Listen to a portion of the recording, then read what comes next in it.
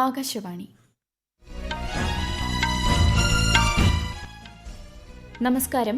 വാർത്തകൾ വായിക്കുന്നത് കൃഷ്ണ പ്രകൃതി.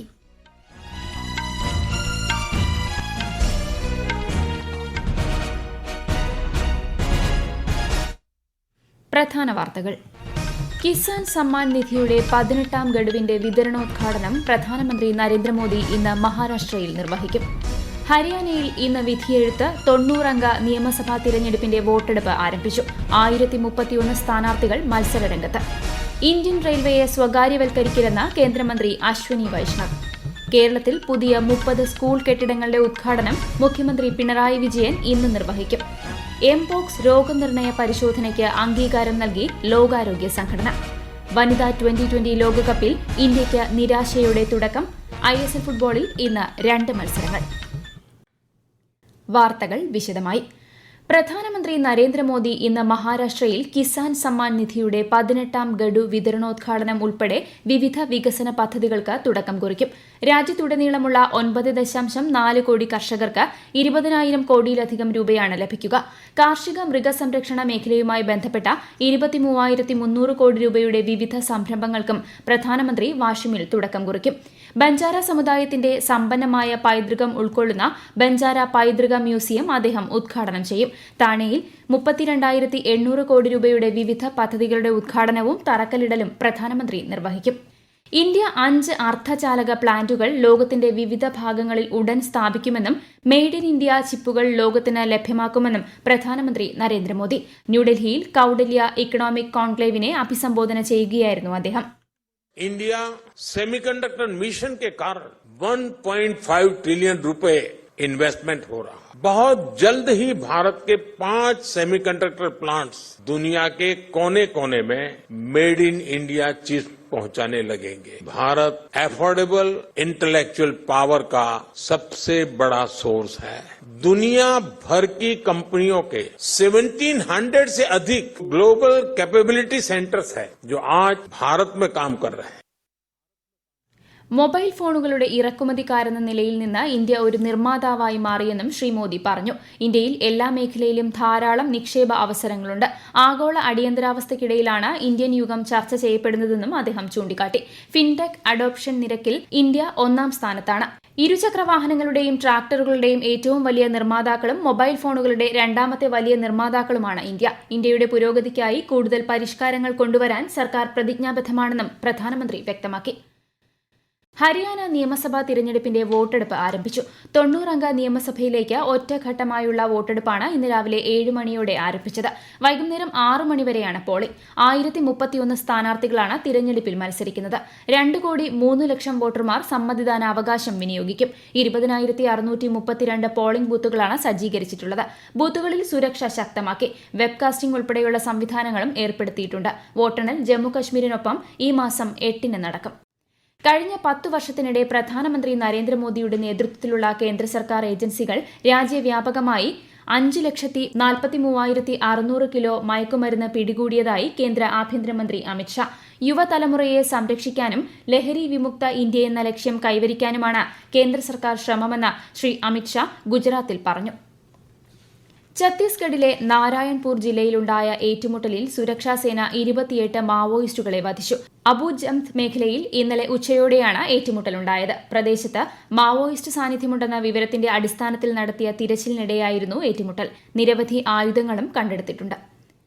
ചൈന, ജപ്പാൻ, സ്വിറ്റ്സർലാൻഡ് എന്നിവയ്ക്കൊപ്പം $700 ബില്യൺ വിദേശ കരുതൽ ശേഖരം കവിയുന്ന ലോകത്തിലെ 4ാമത്തെ സമ്പദ് വ്യവസ്ഥയായി ഇന്ത്യ.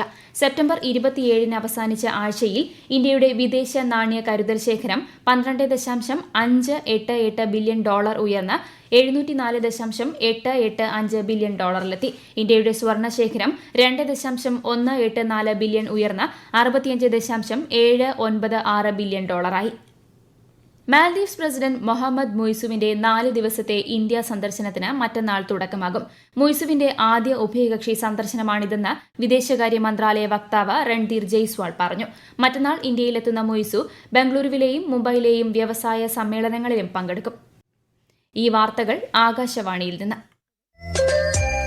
ആകാശവാണി വാർത്തകളും വാർത്താധിഷ്ഠിത പരിപാടികളും All India Radio News Thiruvananthapuram YouTube ചാനലിലും @All India Radio News Thiruvananthapuram Facebook പേജിലും AR News_ തിരുവനന്തപുരം ഇൻസ്റ്റഗ്രാം അക്കൌണ്ടിലും @AR News_TVM X ഹാൻഡിലും ലഭ്യമാണ്. ഇന്ത്യൻ റെയിൽവേയെ ഒരു കാരണവശാലും സ്വകാര്യവൽക്കരിക്കില്ലെന്ന് കേന്ദ്രമന്ത്രി അശ്വിനി വൈഷ്ണവ്. രാജ്യത്തെ പാവപ്പെട്ടവരുടെയും ഇടത്തരക്കാരുടെയും യാത്രാമാർഗമാണ് റെയിൽവേ. അതിനാൽ ഗവേഷണം, സുരക്ഷ, മാനവ വിഭവശേഷി എന്നിവയിൽ ഊന്നൽ നൽകിയാണ് കേന്ദ്ര സർക്കാർ മുന്നോട്ടു പോകുന്നതെന്ന് അദ്ദേഹം പറഞ്ഞു. ഇന്ത്യയെ ആഗോള ഉൽപാദന കേന്ദ്രമാക്കുന്നതിനൊപ്പം പ്രതിരോധ വ്യവസായത്തെ കയറ്റുമതി അധിഷ്ഠിതമാക്കാൻ സർക്കാർ പ്രതിജ്ഞാബദ്ധമാണെന്ന് രാജ്യരക്ഷാമന്ത്രി രാജ്നാഥ് സിംഗ്. ന്യൂഡൽഹിയിൽ സൊസൈറ്റി ഓഫ് ഇന്ത്യൻ ഡിഫൻസ് മാനുഫാക്ചേഴ്സിന്റെ 7ാമത് വാർഷിക പൊതുയോഗത്തെ അഭിസംബോധന ചെയ്യുകയായിരുന്നു അദ്ദേഹം. भारत अब डिफेंस एक्सपोर्ट की तरफ भी बहुत तेजी से अपने कदम बढ़ा रहा है. 2023-24 में भारत का डिफेंस एक्सपोर्ट 21,000 करोड़ को पार कर गया है. इसमें ज्यादातर एक्सपोर्ट प्राइवेट इंडस्ट्री से ही हुए. यह निश्चित रूप से हमारी अच्छी प्रगति है, लेकिन इसके बावजूद हमें अभी और भी बहुत कुछ करना है. जहां पर हम अपने डिफेंस प्रोडक्शन को इस अप्रोच के साथ देखें, कैसे हम इंपोर्ट को और कम कर सकते हैं तथा एक्सपोर्ट को और बढ़ा सकते हैं, ताकि इन दोनों के बीच का जो डिफरेंस अभी बहुत ज्यादा है वो कम से कम किया जा सके. ആർട്ടിഫിഷ്യൽ ഇന്റലിജൻസ്, സൈബർ പ്രതിരോധം, സ്വയംഭരണ സംവിധാനങ്ങൾ തുടങ്ങിയ അത്യാധുനിക സാങ്കേതിക വിദ്യകളിൽ നിക്ഷേപം വർദ്ധിപ്പിക്കണമെന്ന് രാജ്യരക്ഷാമന്ത്രി ആവശ്യപ്പെട്ടു. കേരളത്തിൽ വിവിധ ജില്ലകളിലായി പുതുതായി നിർമ്മിച്ച 30 സ്കൂൾ കെട്ടിടങ്ങളുടെ ഉദ്ഘാടനം മുഖ്യമന്ത്രി പിണറായി വിജയൻ ഇന്ന് നിർവഹിക്കും. 12 പുതിയ കെട്ടിടങ്ങളുടെ തറക്കല്ലിടലും ഇന്ന് നടക്കും. ഹൈടെക് ക്ലാസ് മുറികളുമായി ആധുനിക രീതിയിൽ നിർമ്മിച്ച കെട്ടിടങ്ങളാണ് മുഖ്യമന്ത്രി ഇന്ന് നാടിന് സമർപ്പിക്കുക. മങ്കി പോക്സ് രോഗത്തിനുള്ള ആദ്യ രോഗനിർണയ പരിശോധനയ്ക്ക് അംഗീകാരം നൽകിയതായി ലോകാരോഗ്യ സംഘടന. വേഗത്തിലും കൃത്യവുമായ പരിശോധനയ്ക്കും എംപോക്സ് സ്ഥിരീകരിച്ച രാജ്യങ്ങളിൽ അടിയന്തര ഉപയോഗത്തിനും ഇത് പ്രയോജനം ചെയ്യും. ഇതുവരെ ആഫ്രിക്കയിൽ എംപോക്സ് ബാധിച്ച 800-ലധികം പേർ മരിച്ചു. 30,000-ലധികം കേസുകൾ റിപ്പോർട്ട് ചെയ്യപ്പെട്ടിട്ടുണ്ട്. 16 ആഫ്രിക്കൻ രാജ്യങ്ങളിൽ രോഗം കണ്ടെത്തി. കോങ്കോയിലാണ് സ്ഥിതി രൂക്ഷം. വനിതാ 2020 ക്രിക്കറ്റ് ലോകകപ്പിൽ ഇന്ത്യയ്ക്ക് നിരാശയോടെ തുടക്കം. ടൂർണമെന്റിലെ ആദ്യ മത്സരത്തിൽ ന്യൂസിലാൻഡിനോട് 58 റൺസിനാണ് ഇന്ത്യ പരാജയപ്പെട്ടത്. മുൻനിര ബാറ്റർമാർക്കും മികച്ച പ്രകടനം കാഴ്ചവെക്കാൻ സാധിക്കാത്തതാണ് ഇന്ത്യയെ തോൽവിയിലേക്ക് നയിച്ചത്. ടൂർണമെന്റിൽ ഇന്ന് 3:30 നടക്കുന്ന മത്സരത്തിൽ ഓസ്ട്രേലിയ ശ്രീലങ്കയുമായി ഏറ്റുമുട്ടും. ISL ഫുട്ബോളിൽ ഇന്ന് 2 മത്സരങ്ങൾ. വൈകുന്നേരം 5:30 ജംഷഡ്പൂരിൽ നടക്കുന്ന ആദ്യ മത്സരത്തിൽ ജംഷഡ്പൂർ FC ഈസ്റ്റ് ബംഗാളിനെ നേരിടും. 7:30 കൊൽക്കത്തയിൽ നടക്കുന്ന രണ്ടാം മത്സരത്തിൽ മോഹൻ ബഗാൻ മുഹമ്മദൻ FCയുമായി ഏറ്റുമുട്ടും. കേരളത്തിൽ ഇടിമിന്നലോട് കൂടിയ മഴ തുടരും. ഇന്ന് മലപ്പുറം, കോഴിക്കോട്, വയനാട്, കണ്ണൂർ ജില്ലകൾക്ക് കേന്ദ്ര കാലാവസ്ഥാ വകുപ്പ് മഞ്ഞ ജാഗ്രതാ നിർദ്ദേശം നൽകി. ബംഗാൾ ഉൾക്കടലിലെ ചക്രവാത ചുഴിയുടെ പ്രഭാവത്താലാണ് സംസ്ഥാനത്ത് മഴ തുടരുന്നത്. ഭീകരവാദത്തിനെതിരായി അന്താരാഷ്ട്ര ഉടമ്പടി കൊണ്ടുവരണമെന്ന ആവശ്യം ശക്തമാക്കി ഇന്ത്യ. 30 വർഷം മുൻപ് ഇന്ത്യ മുന്നോട്ടുവച്ച ഉടമ്പടി ഉൾപ്പെടെ കൊണ്ടുവരണമെന്നാണ് ഇന്ത്യ ആവശ്യപ്പെട്ടത്.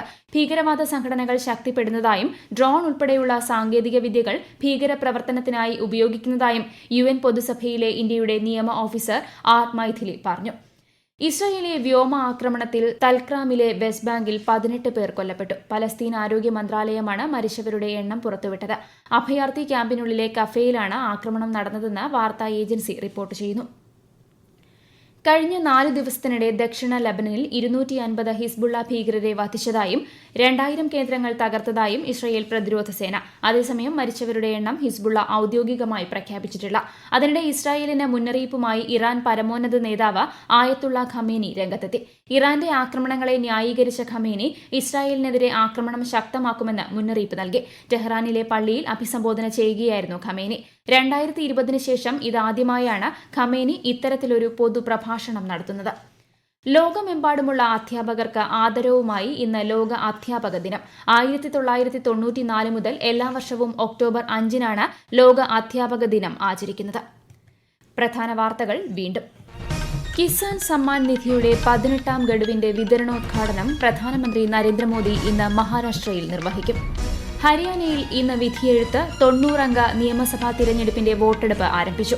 1031 സ്ഥാനാർത്ഥികൾ മത്സരരംഗത്ത്. ഇന്ത്യൻ റെയിൽവേയെ സ്വകാര്യവൽക്കരിക്കില്ലെന്ന് കേന്ദ്രമന്ത്രി അശ്വിനി വൈഷ്ണവ്. കേരളത്തിൽ പുതിയ 30 സ്കൂൾ കെട്ടിടങ്ങളുടെ ഉദ്ഘാടനം മുഖ്യമന്ത്രി പിണറായി വിജയൻ ഇന്ന് നിർവഹിക്കും. എംപോക്സ് രോഗനിർണയ പരിശോധനയ്ക്ക് അംഗീകാരം നൽകി ലോകാരോഗ്യ സംഘടന. വനിതാ 2020 ലോകകപ്പിൽ ഇന്ത്യയ്ക്ക് നിരാശയോടെ തുടക്കം. ISL ഫുട്ബോളിൽ ഇന്ന് 2 മത്സരങ്ങൾ.